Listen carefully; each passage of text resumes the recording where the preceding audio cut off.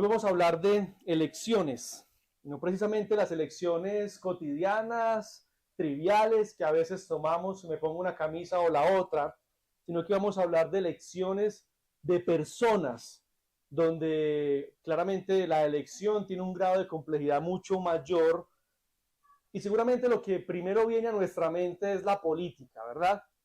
Es un área donde la palabra elecciones pues toma mucho protagonismo, pero realmente experimentamos situaciones donde tenemos que escoger personas sobre otras en muchas otras áreas de la vida. Y las elecciones que comprenden personas pues son más complejas. Recuerdo que cuando era niño era muy común, antes de iniciar un partido de fútbol, elegir a dos capitanes, generalmente los que mejor se desempeñaban en el deporte, y ellos empezaban a elegir a sus equipos. Y uno a uno iban siendo elegidos. Era muy frustrante ver que pasaban las elecciones y uno no era elegido, lo que claramente significaba que no eres tan bueno para el deporte. Y mucho más frustrante llegar al final del ejercicio y no te eligieron. Estás condenado a la banca y ahí ya no sabes si vas a jugar el partido o no.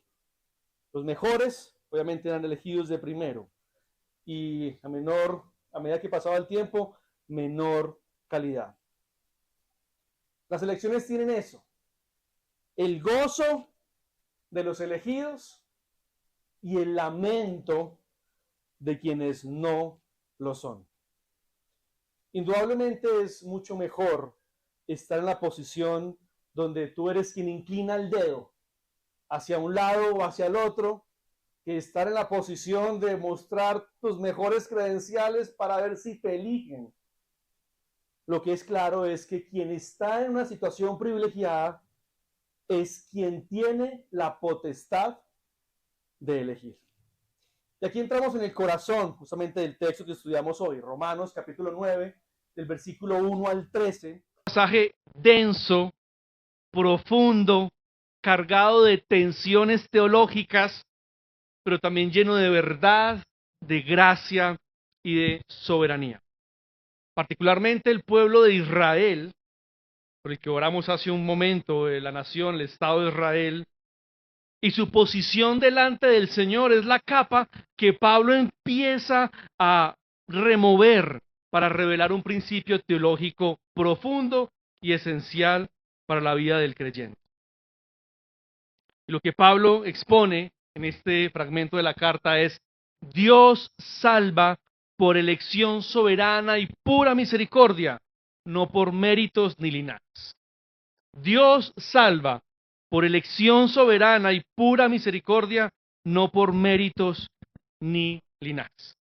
Por lo tanto, hoy no te llevarás una tarea o un reto para ejecutar, sino una verdad para creer o recordar, una verdad que puede ajustar tu camino, consolidar tu fe o transformar por completo tu comunión con Dios. Quiero invitarlos para que oremos y hagamos lectura a la palabra de esta mañana.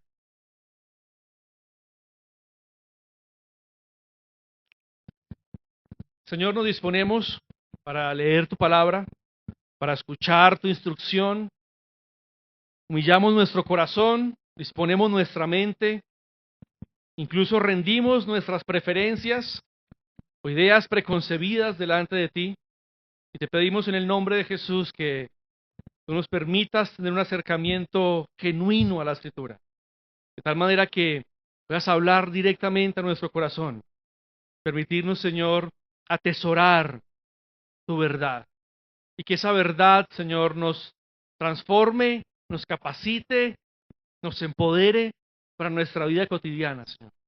Entendemos que tu palabra, Señor, tiene el poder de sanar, de restaurar, de dar vida, y nos disponemos a leerla, Señor, pidiéndote en el nombre de Jesús que nos permitas escucharla, aceptarla y vivirla, Señor. En el nombre de Jesús oramos. Amén. Leamos Romanos, capítulo 9, el versículo 1 al 13. Dice así: Digo la verdad en Cristo, no miento, dándome testimonio mi conciencia en el Espíritu Santo de que tengo gran tristeza y continuo dolor en mi corazón, porque desearía yo mismo ser anatema, separado de Cristo por amor a mis hermanos, mis parientes según la carne, porque son israelitas, a quienes pertenece la adopción como hijos, y la gloria, los pactos, la promulgación de la ley, el culto y las promesas, de quienes son los patriarcas y de quienes según la carne procede el Cristo, el cual está por sobre todas las cosas. Dios bendito por los siglos. Amén. Pero no es que la palabra de Dios haya fallado, porque no todos los descendientes de Israel son Israel, ni son todos hijos por ser descendientes de Abraham, sino que por Isaac será llamada tu descendencia. Esto es, no son los hijos de la carne los que son hijos de Dios, sino que los hijos de la promesa son considerados como descendientes. Porque la palabra de la promesa es esta: por este tiempo volveré y Sara tendrá un hijo. Y no solo esto, sino que también Rebeca concibió mellizos de uno, nuestro padre Isaac. Porque cuando aún los mellizos no habían nacido y no habían hecho nada, ni bueno ni malo, para que el propósito de Dios conforme a su elección permaneciera, no por las obras, sino por aquel que llama, se le dijo a Rebeca: el mayor servirá al menor. Tal como está escrito: a Jacob amé, pero a Esaú aborrecí. Y es importante recordar brevemente lo que Pablo ya ha dicho en esta carta antes de llegar a este punto. Hasta aquí ha expuesto de manera progresiva y profunda el estado de la humanidad delante de Dios, mostrando inicialmente que tanto judíos como gentiles están bajo pecado y por lo tanto están separados de la gloria de Dios. No ha dejado a nadie de pie, no ha dejado a nadie con cabeza, no hay ni uno bueno hasta este punto. Y ha atacado esa falsa seguridad de que los judíos, quienes han desarrollado la idea de que por tener una ascendencia que los conecta con Abraham, pues ya tienen la vida resuelta. Pablo les dice no, para toda la humanidad, para judíos, para gentiles, la única solución es la justificación por la fe en Cristo Jesús.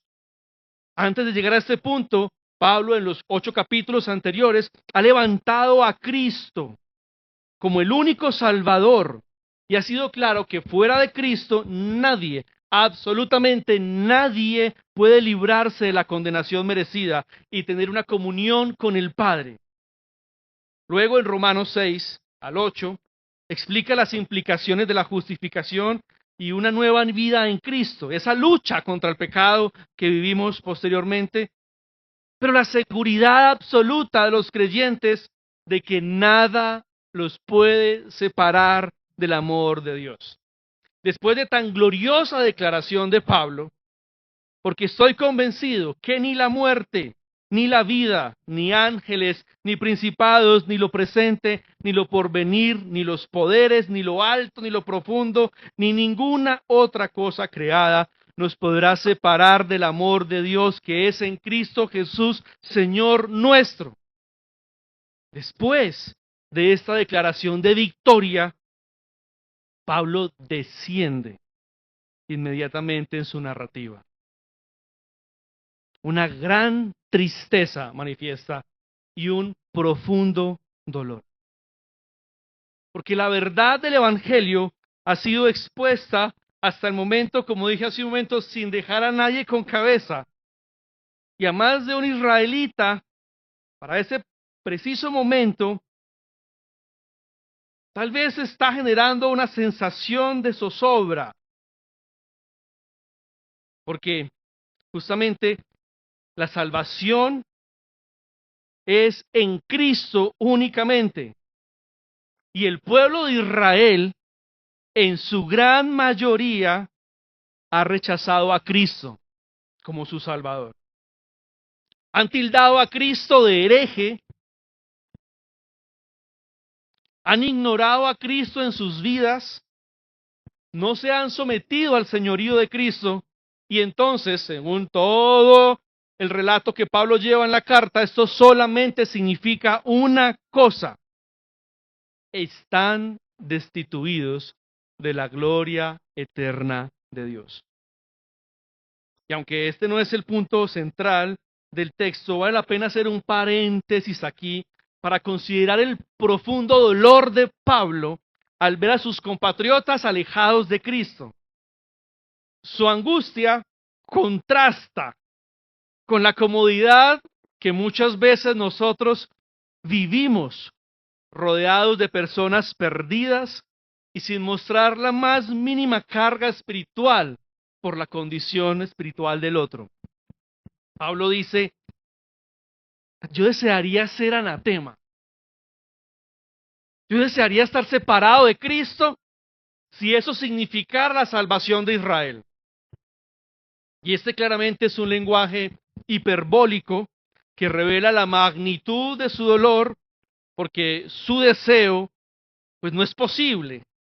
Su deseo solo apunta a Cristo Jesús, quien sí pudo hacerlo, que fue el único que es capaz de ser hecho maldición para la salvación de su pueblo. Y ese nivel de dolor que Pablo expresa ahí con esta hipérbole hacia los perdidos, pues no sé si sea común en nosotros.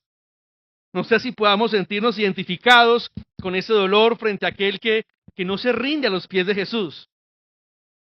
Nos falta compasión que brota al ver las multitudes que no tienen pastor.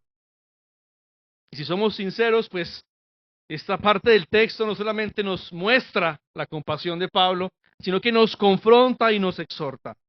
Deberíamos preguntarnos: ¿cómo puedo estar entonces tan tranquilo mientras mi vecino, mi amigo, mi familiar está caminando alejado del Señor?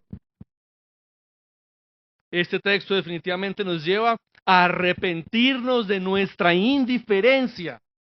Y yo mismo me ubico en la primera fila de esta exhortación. Pablo dice: qué profundo dolor tengo en mis entrañas.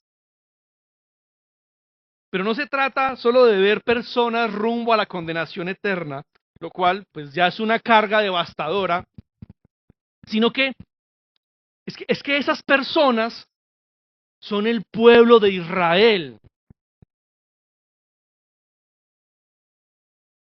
Y eso lo vuelve más escandaloso, lo vuelve más incomprensible, lo vuelve más desconcertante, porque si hay un pueblo que debería reconocer al Mesías, es el pueblo de Israel. Desde un punto de vista humano pareciera impensable que los judíos, el pueblo de Israel, terminará siendo excluido de la gloria eterna. ¿Acaso hay otro pueblo en la tierra al que se le haya prometido con claridad el Salvador?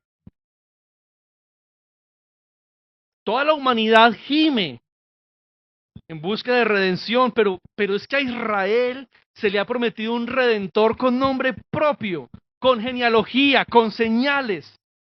Esa era justamente su esperanza. Y sin embargo, el cumplimiento llegó y muchos no lo recibieron. Este era el pueblo al que Dios llamó mi hijo, mi primogénito. Es el pueblo que fue testigo de la gloria en el desierto: una nube durante el día, una columna de fuego durante la noche, pactos que anunciaban redención, mandamientos que revelan el carácter de Dios, un único sistema de adoración aprobado por el Señor, entregado a ellos, promesas fieles de un Dios que no miente. Pero cuando la gloria de Dios se hizo carne, no lo reconocieron. Cuando el Mesías caminó por sus calles, lo rechazaron. Qué dolor expresa Pablo aquí. Quienes heredaron toda esa revelación, en su mayoría no estén incluidos en la esperanza gloriosa que es Cristo Jesús. Y Romanos 9:5 no solo remata esta lista de privilegios, sino que hace una de las declaraciones más claras en el Nuevo Testamento sobre la divinidad de Jesús. Es el Mesías, es Dios sobre todas las cosas. Bendito sea por todos los siglos. Y justamente quiero aprovechar este versículo para aclarar, por si aquí en el auditorio hay algún entendimiento diferente a Cristo, que el Jesús que predicamos, al que seguimos y adoramos, no es un ser inferior, no es un personaje cualquiera, no es un profeta ni una especie de semidios, sino que nosotros adoramos a Dios verdadero, de la misma naturaleza del Padre y del Espíritu Santo. Negar esta verdad no es un asunto menor. Acercarse a Cristo como un maestro cualquiera no es un asunto menor. Esto nos coloca en la misma condición de incredulidad y el lamento de Pablo al expresar por sus compatriotas que no recibieron al Cristo prometido. Esto conmueve a Pablo, pues reconoce que Israel ha sido un pueblo bendito por Dios. Es un pueblo especial. ¿Cómo negarlo? Es un pueblo especial, a quien Dios le entregó unos privilegios especiales, pero se está quedando por fuera de la máxima bendición otorgada a los hombres. Y la afirmación que queda en el aire justamente de los lectores de esta carta es: entonces la palabra de Dios falló. Entonces la promesa del Señor ha fallado. ¿Por qué un lector pensaría esto en este momento del relato de Pablo? Pues precisamente por las afirmaciones que Pablo ha hecho respecto al pueblo de Israel, que tiene un carácter único y especial en la historia de toda la humanidad. ¿Cómo puede entonces ese mismo pueblo, cómo puede ser eso coherente, que ese mismo pueblo ahora está siendo rechazado y quedando excluido de la gloria eterna del Señor? Es una tensión teológica pues muy legítima en este punto. Y si recordamos la narrativa cultural justamente de ese momento que habían desarrollado algunos judíos, especialmente los fariseos, somos un pueblo especial, somos privilegiados, somos superiores a los gentiles, porque llevamos sangre de Abraham en nuestras venas. Esa mentalidad se había convertido en un fundamento equivocado de seguridad para los judíos, al punto de pensar que la salvación fuera de los límites étnicos era una traición a la identidad del pueblo. Creían, solo nosotros nos vamos a salvar. Y Pablo no está diciendo eso. Ni siquiera está diciendo que no solo el pueblo de Israel se va a salvar, sino que está afirmando todo lo contrario. Y es, no todos ellos se van a salvar.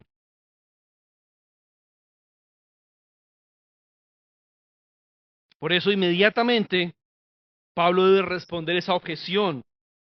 Entonces Dios rompió sus promesas, entonces falló su palabra, y aquí comienza Pablo una magistral defensa con el argumento: Dios salva por elección soberana y pura misericordia, no por méritos ni linajes. Dios no ha fallado. El problema no es su fidelidad, sino nuestra comprensión.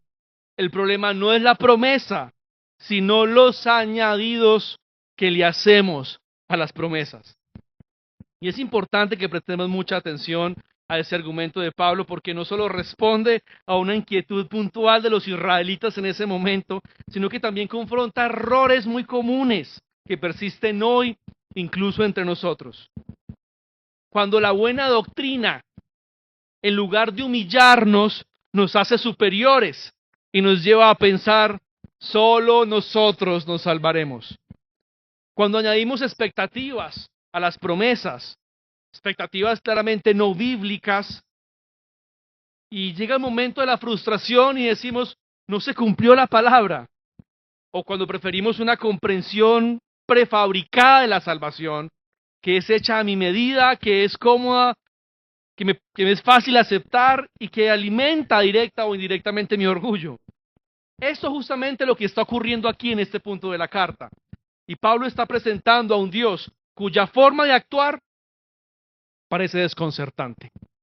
Pablo está presentando a un Dios cuya forma de actuar se estrella radicalmente con la expectativa del pueblo de Israel. Que no todos los judíos se van a salvar, que no todo el pueblo de Israel se va a salvar, no. Es inadmisible.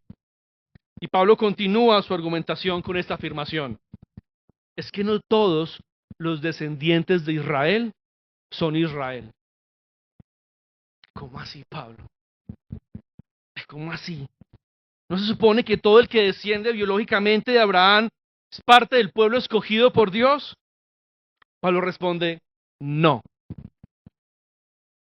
Los verdaderos hijos de Dios son los hijos de la promesa. Pablo les corrige con escritura en la mano, citando a Génesis 21:12, donde Dios le dice a Abraham, por Isaac será llamada tu descendencia. Es decir, la promesa no se extiende automáticamente a todos los hijos de Abraham. Abraham tuvo más de un hijo. También tuvo Ismael, por ejemplo, para mencionar solamente uno de ellos. Pero la promesa no fue para él, fue para Isaac, el hijo nacido según la promesa divina. Entonces Pablo está diciendo a un israelita imaginario, tu error es que le añadiste a la palabra, le agregaste que todos los descendientes de Abraham están incluidos en la promesa, pero eso no fue lo que Dios dijo. Eso es lo que a ti te parece, eso es lo que a ti te gusta y eso es lo que te hace sentir más cómodo. Y esa añadidura, por piadosa que parezca, es la que está haciendo tambalear la confianza. No es que Dios haya fallado, es que has construido expectativas sobre algo que Él nunca prometió. Ven, te explico, amigo israelita. Sigue escribiendo tal vez Pablo. Ha quedado claro que la elección del Señor apuntó directamente a Isaac. Ahora sigamos. Isaac se casó con Rebeca y ella tiene mellizos, Esaú y Jacob. Y aquí uno pensaría, pues Dios escogería al mayor, o al más fuerte, o al más obediente, o Dios escogería a los dos. Pero no fue así. La promesa continuó en Jacob, no en Esaú. ¿Qué significa esto? Que Jacob fue escogido y Esaú no. ¿Entiendes? ¿Entiendes, querido israelita? Podría escribir Pablo, el patrón. No todos los descendientes de Abraham están incluidos automáticamente. Dios fue eligiendo a su pueblo según su soberana voluntad. Y aquí nosotros, como lo haría cualquier lector en Roma, pues nos hacemos una gran pregunta también. ¿Y qué hizo Jacob para ser escogido? ¿Y qué hizo Esaú para no ser escogido? ¿Qué debemos hacer entonces nosotros para ser escogidos?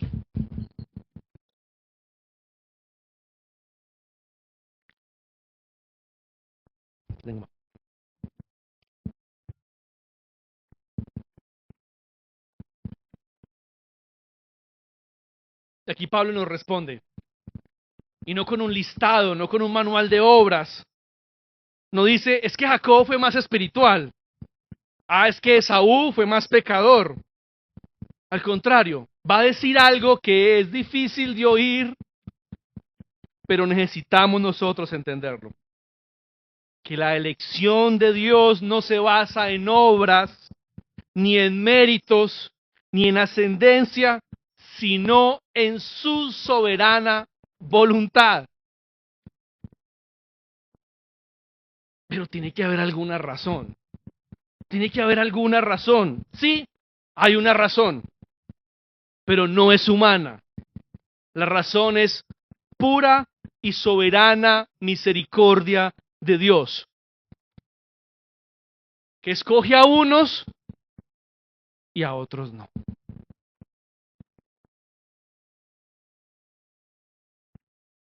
Hermanos, adoramos a un Dios soberano que no le pide permiso a nadie para ejercer su voluntad.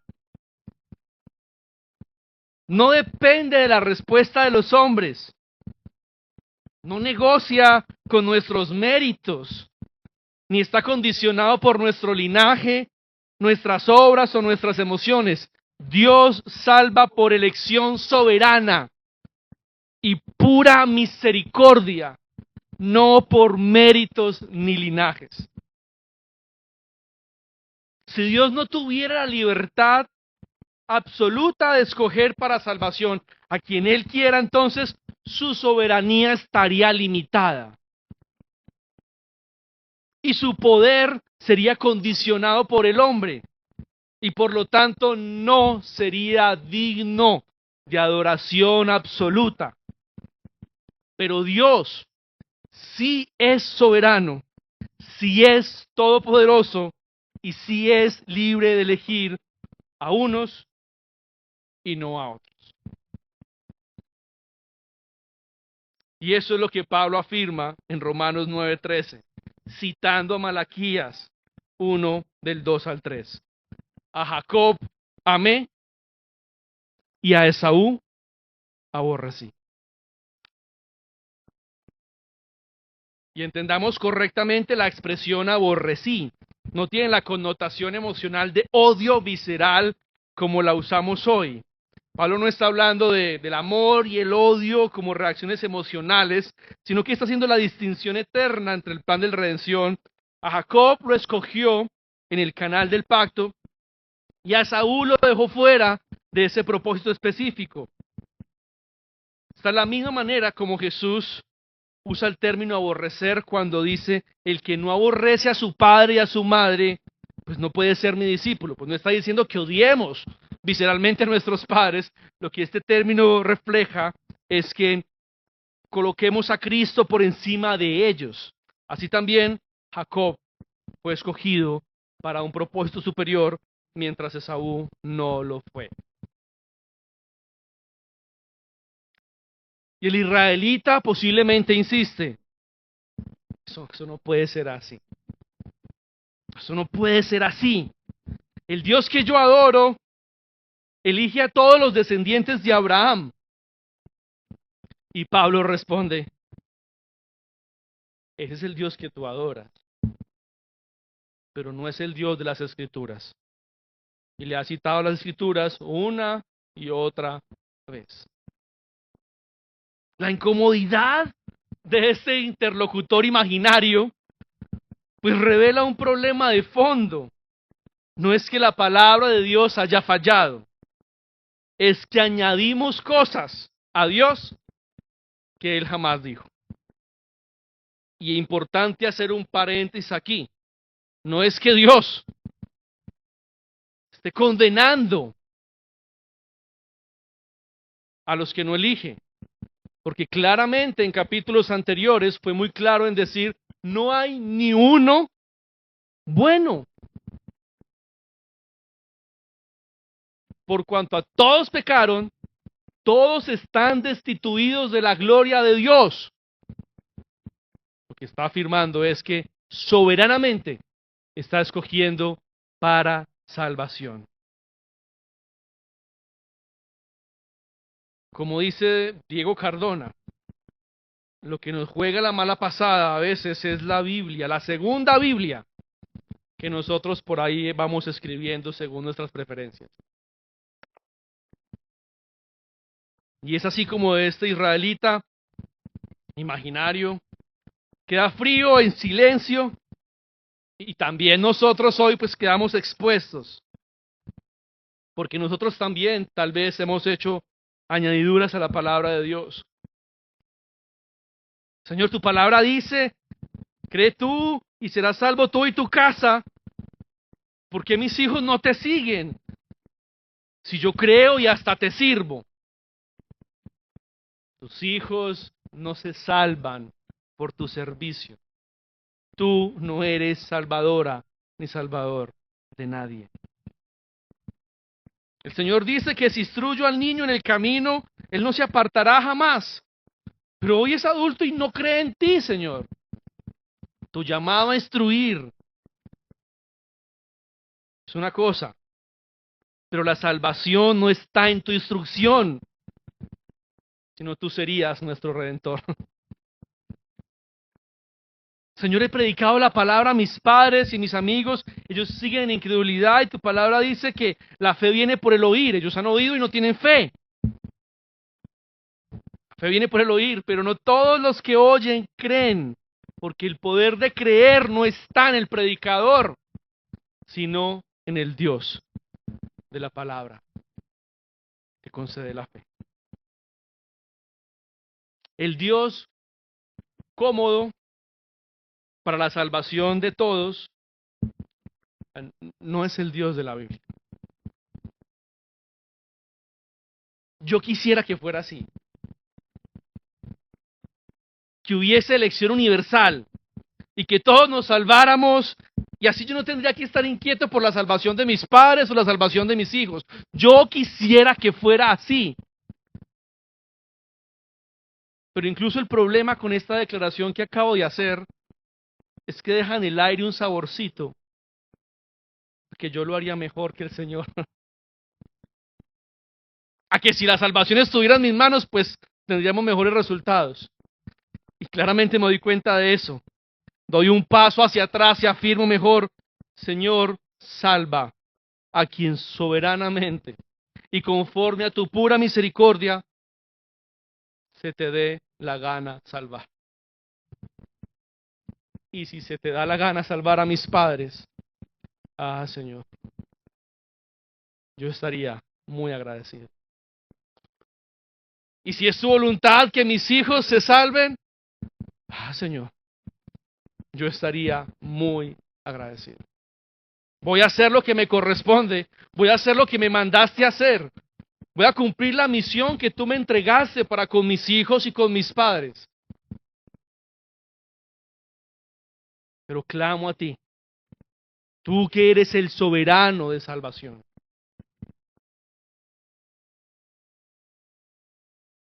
Señor, salva a quien se te dé la gana salvar.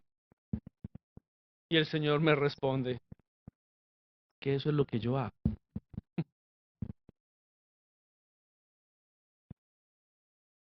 Tal vez hoy alguien piensa, yo no puedo creer que Dios nos salve a todos. El Dios que yo adoro elige a todos y da a todos la misma oportunidad. Quizás sea el Dios que tú sigues, pero no es el Dios de la Escritura. Es un Dios hecho a tu medida. Un Dios más justo según tu criterio. Más accesible, más democrático, más bueno, pero no es el Dios soberano de las Escrituras. Escuchábamos justamente ayer, el Dios de la Biblia hace lo que bien le parece. Así a ti no te parezca.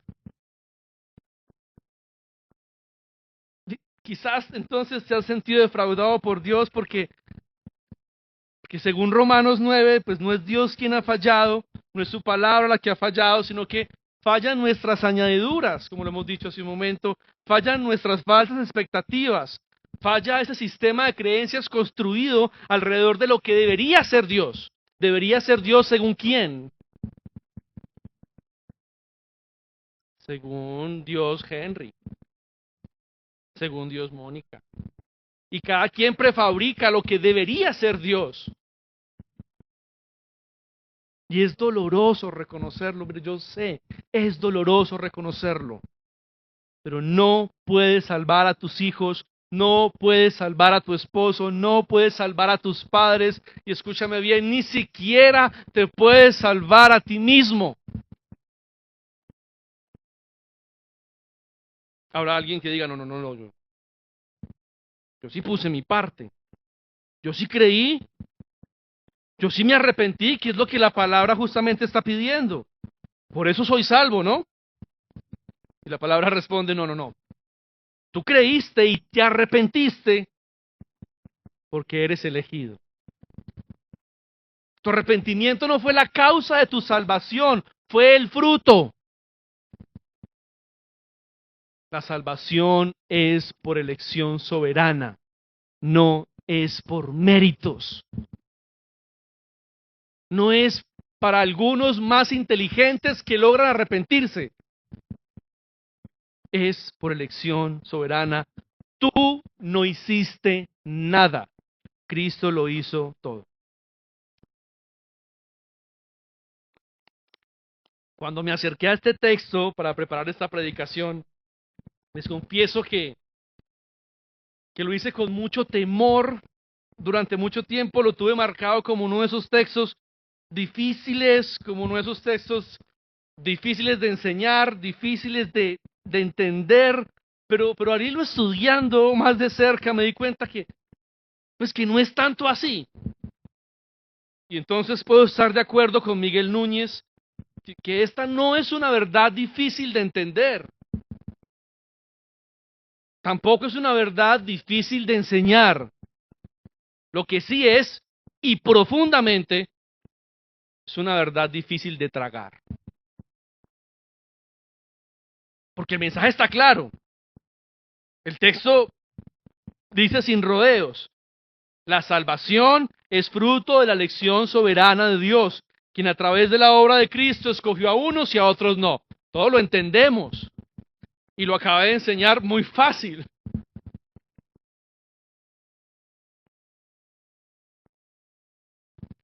Pero es difícil de tragar. La única manera de ser salvo es que Dios te haya elegido. Y que por esa elección entonces abras tus ojos a Cristo. Y eso te permita fe y arrepentimiento. Esto no es difícil de entender. Creo que tú ya lo entendiste. No es difícil de enseñar, creo que ya lo enseñé. Vuelvo y repito, es difícil de tragar. Porque hiere nuestro orgullo. Aceptar que Dios elige soberanamente implica que no hice absolutamente nada, que ni siquiera tener más disposición que otro. Eso hiere profundamente nuestro ego espiritual. Nos gusta pensar que fuimos más humildes, más receptivos, más obedientes, que tuvimos más fe, que fuimos más rápidos para el arrepentimiento que otros. Pero la Biblia enseña que no tenemos ningún crédito en nuestra salvación. Toda la gloria de tu salvación es para el Señor.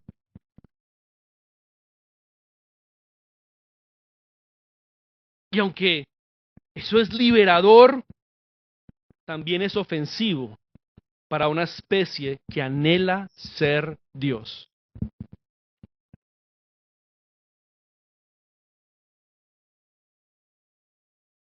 Porque nos deja realmente como estamos, incapaces, indignos, totalmente dependientes de la gracia. Eso nos duele, porque queremos tener al menos una pequeña parte de mérito. Esta doctrina nos confronta porque nos presenta un Dios que no podemos controlar. Si hago esto, Él hace esto, si hago esto, Él hace lo otro, y nos confronta porque no hay control alguno sobre su soberanía. Nos encanta un Dios que podamos explicar fácilmente, uno que opere bajo nuestras reglas, nuestros sistemas, nuestras expectativas. Pero este capítulo nos presenta a un Dios que elige a quien quiere, como quiere y cuando quiere. Y no nos pide permiso. Y eso incomoda, pues nos confronta con nuestra pequeñez. También es difícil de tragar porque despierta temores profundos, temores legítimos. ¿Y si yo no soy de los escogidos? ¿Y si mis hijos no lo son? ¿Y si Dios no quiere salvar a quien yo amo profundamente? Esas preguntas no son teóricas ni son menores, son reales, existenciales y duelen profundamente. Y me parece importante abordar justamente este último temor. ¿Cómo sé? ¿Cómo sé entonces si yo soy uno de los escogidos? Arrepiéntete, ríndete completamente a Cristo, reconócelo como el Señor de tu vida, no solo con palabras, sino con una vida que evidencie los frutos del arrepentimiento. ¿Puedes hacerlo? Entonces, si puedes hacerlo, eres escogido, eres escogida. No, esa no es la condición para que seas salvo o para que seas salva. La salvación no se basa en lo que haces, pero son los frutos los que evidencian de manera visible una elección invisible. Yo repetirlo. Los frutos son la evidencia visible de una elección invisible. No importa si esos frutos son débiles o inmaduros, ninguno de nosotros aquí es lo que debería ser. Pero tú sí puedes mirar hacia tu ser interior y reconocer si esos frutos nacen de una fe genuina. Y cuando los veas, aunque sean pequeños, aunque sean torpes, te vas a dar cuenta de algo hermoso. Tú no los pudiste producir. Te vas a dar cuenta que hay cosas en ti que tú no lo generaste. No es orgullo lo que sentirás, sino una profunda humildad. Y serás consciente de que Dios está obrando en ti y que ha obrado desde mucho antes y que seguirá obrando justamente hasta el final.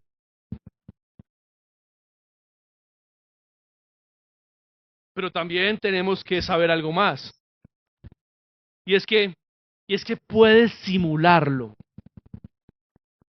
Puedes cantar, puedes levantar tus manos, usar el vocabulario correcto, incluso servir, pero tú sabes, solo el Señor y tú saben si eso es una fe simulada.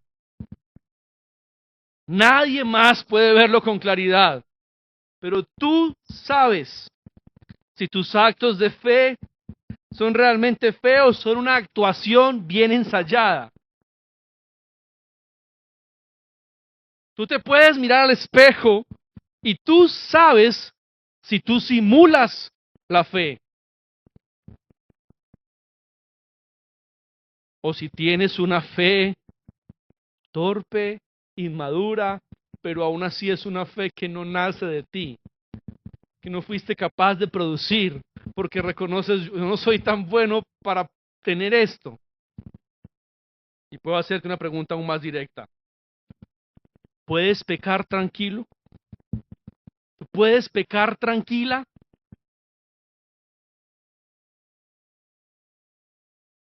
¿Puedes vivir una vida alejada de Cristo sin que tu alma se inquiete?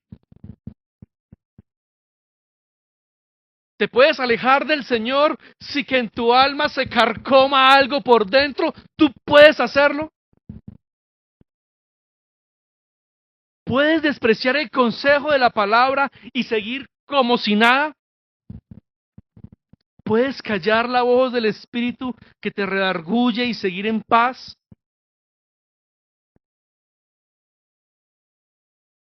Si puedes hacerlo, entonces examina tu fe con temor y temblor.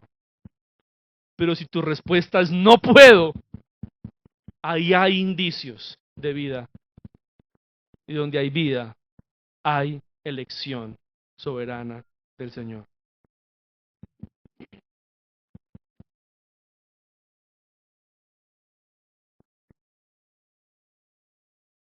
Sé que en este momento hay entre nosotros creyentes que por meses o incluso años han rumiado esta doctrina, la han estudiado, debatido, la han aceptado y hoy pueden decir con paz, sí, he aceptado la soberanía de Dios en la salvación y me he rendido completamente a ella. Yo sé que aquí entre nosotros hay creyentes con esta posición y a esos creyentes me quiero dirigir en estos momentos.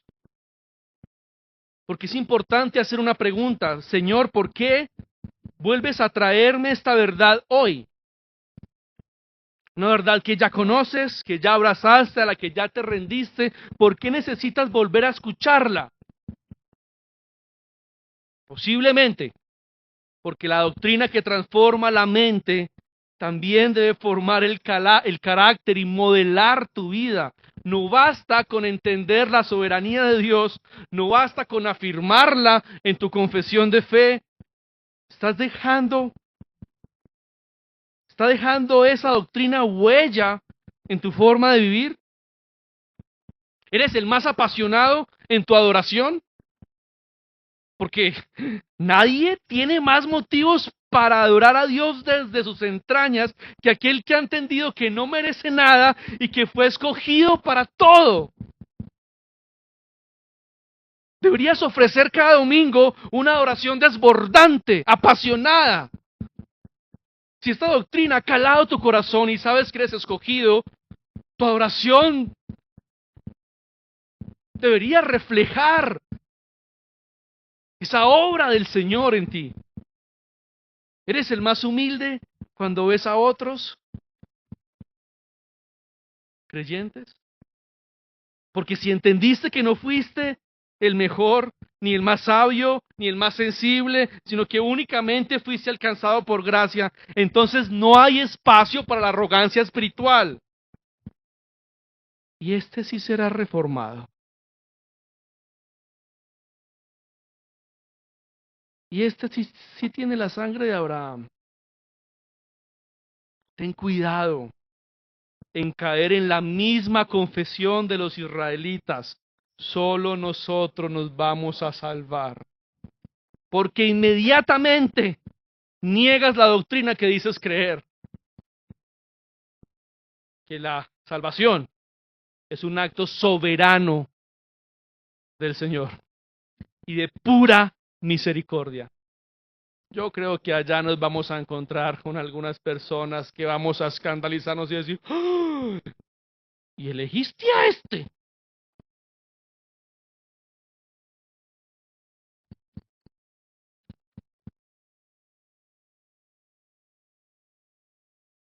¿Eres el más misericordioso con tus hermanos en la fe? Porque sabes que tú has sido objeto de misericordia. Entonces lo lógico es que entregues misericordia y no juicio a tus hermanos. ¿Eres el más ferviente en la misión? El Dios que eligió personas para salvación también ordenó los medios por los cuales llegarían a ella. Y ese medio justamente es la predicación del Evangelio. No se trata de esperar que los escogidos lleguen solos, sino de ir con la certeza de que hay una cosecha preparada por el Señor. Eso es misión bajo soberanía. No por ansiedad, no por convicción, no por competencia, no para forzar la decisión del otro, sino para testificar con urgencia y pasión y gozo y por obediencia al que me llamó. Así que, si crees en la elección soberana, ¿cómo no vas a ser el más comprometido en la misión? Necesitamos bajar esas doctrinas a la vida práctica.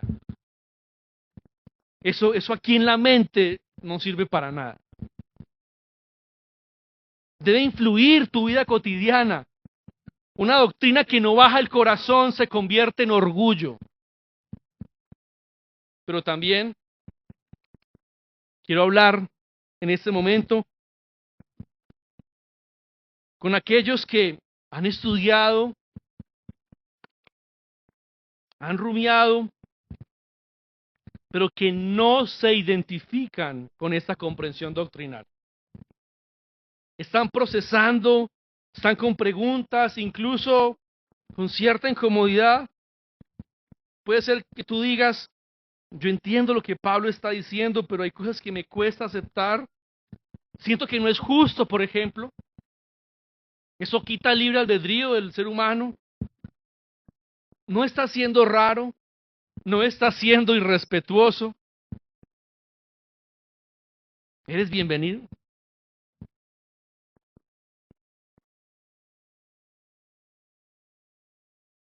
Y si eres elegido, ni siquiera estás perdiendo la salvación por eso. Pero sí te invito a que te sujetes al texto, que no trates de suavizarlo, que no trates de enredar lo que está claro, porque a veces nuestro problema no es de comprensión, sino de sumisión. No te preguntes primero, ¿me gusta esta verdad? Sino más bien pregúntate, ¿esto es lo que Dios ha revelado en su palabra? Y si tu convicción a la luz de la palabra te lleva a otra comprensión, que te asegures que no es por tu resistencia orgullosa, que te asegures que no es con tu intención de suavizar y ajustar la doctrina a tu entendimiento. Si te aseguras de eso, está bien. Es una diferencia que hay en la iglesia por muchos años. Podemos comer juntos, de hecho le acepto una invitación a almorzar. Pero puedes orar con honestidad, Señor, esto me cuesta, pero no quiero fabricar un Dios a mi medida. Quiero conocerte como tú eres, no como yo quisiera que fueras. Y Dios no rechaza al corazón humilde que busca con sinceridad. Te animo entonces a que sigas escudriñando, a que no te detengas en la duda, a que sigas leyendo, a que sigas preguntando, a que hables con otros creyentes maduros, que Dios no nos ha revelado su soberanía para confundirnos, sino para que lo adoremos. Adorémoslo juntos entonces. Te invito a que leas estos capítulos de Romanos en casa, capítulo 9, capítulo 10, capítulo 11, que vengas dentro de 8 días, que dentro de 8 días Pablo va a empezar a enfrentar objeciones que surge justamente esta doctrina. Que no desvíes tu búsqueda preguntando, ¿seré yo uno de los escogidos? Sino que busca a Cristo, que si lo encuentras, es porque Él te encontró primero. Pero hay otro grupo de personas en este auditorio a quien también quiero dirigirme. Quienes hoy tal vez están escuchando esto por primera vez y suena complejo, suena muy fuerte, hablar de un Dios que escoge a uno y a otros no, pues puede sonar duro, confuso. Lo primero que quiero decir a aquellos que están enfrentándose a esta doctrina por primera vez es que el hecho de que hoy estés aquí escuchando esta palabra ya es evidencia de la gracia de Dios obrando en tu vida. No es casualidad, es providencia. No estás aquí por azar. Probablemente Dios está llamándote, acercándote, inquietándote. Y la Biblia nos enseña que la salvación comienza en Dios, no en nosotros. Que Dios es quien da vida a los que están muertos espiritualmente y que nadie puede venir a Cristo a menos de que el Padre lo traiga. Aunque esa verdad nos parezca desafiante, también es profundamente consoladora. Porque si la salvación dependiera de lo que tú entiendes, o de lo que tú logras, o de una fe fuerte, o de una vida impecable, entonces ninguno de nosotros pudiese tener esperanza real. Que justamente eso ya lo hizo Cristo por ti y por mí. Para que cualquiera de nosotros pueda ser objeto de su soberana y misericordiosa elección. La elección soberana de Dios trae esperanza a los que son inelegibles, a los que siempre van a la banca en el partido de fútbol. La elección soberana del Señor trae esperanza a los que somos inelegibles, a los que son un caos emocional, a los que toda su vida se han sentido fracasados, a los que somos inseguros, a los arrogantes que incluso se hastían de su propia arrogancia, a los que sienten que no son buenos para nada, a los que siempre han estado rodeados de rechazo, o incluso a quienes sienten que no son tan inteligentes para entender estas doctrinas. Si no fuera por la elección soberana del Señor a través de Cristo Jesús, ninguno de nosotros podría vivir con esperanza. Porque en su soberanía, en definitiva, el Señor elige a los inelegibles. Y para terminar, a todos los presentes, a todas las personas que hoy escuchamos esta palabra, ya sea que la doctrina de la elección te haya sido familiar por años, te haya costado en aceptarla, la estés luchando o la estés escuchando por primera vez, quiero invitarte a lo esencial. Arrepiéntete de lo que tengas que arrepentirte y sométete completamente a Cristo. Él es el centro de esta doctrina. No es la elección que salva, sino que es Cristo. No es la comprensión perfecta la que garantiza salvación. Es rendirse a aquel que ya caminó las calles de Jerusalén, que fue crucificado como anatema, maldito en la cruz, por amor a los suyos. Tal vez puedes morir sin haber entendido completamente estas doctrinas, pero si mueres sin haberte rendido a Cristo, ahí sí, lo has perdido todo. Hoy entrégale tu vida entera, no retengas ningún área, no maquilles tu obediencia, no negocies tus pecados, porque Cristo merece cada segundo de tu adoración, cada paso de obediencia, cada aliento rendido de gracia. Si temes, si dudas, si te preguntas si puedes, descansa. Tu salvación no depende de ti. Disfruta del gozo de haber sido escogido o escogida por pura misericordia. Vive con humildad el asombro de tu inexplicable elección. Y esta tarde, mírate al espejo y adora al Señor sobre la base. ¿Cómo es posible que me hayas escogido?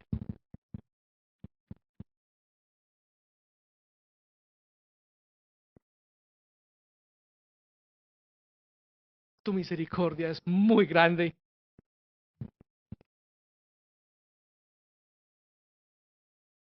Para escoger a alguien como yo. Mírate al espejo para que veas lo incomprensible que es su soberana elección. Mírate al espejo esta tarde y adóralo, exáltalo, reconoce la gloria que Él se merece por tu salvación. Descansa en aquel que fue soberano para elegirte. Es el mismo que es soberano para conducirte, para sostenerte y para preservarte. Y si les parece bien, respondamos en adoración a aquel que nos eligió de manera soberana y con su pura misericordia.